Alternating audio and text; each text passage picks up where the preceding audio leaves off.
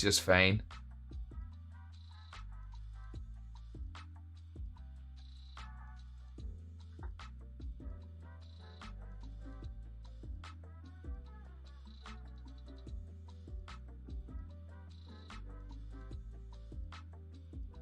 Yeah, on the beanbag. Oh, dude, if you get into that beanbag, you're never getting out again. That means you got top tier and lots of bits. Yeah. Yeah.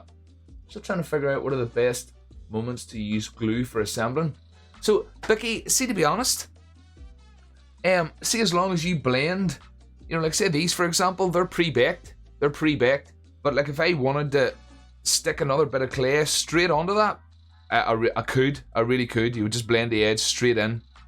So, honestly, see, when it comes to that liquid sculpey, if you don't have it, don't worry about it. Don't worry about it if you don't have it. You know, it comes into play, in my opinion, where if I wanted to stick these on just like that, yeah, but I won't. I'll be blending these edges in. I'll be feathering those edges in and stuff.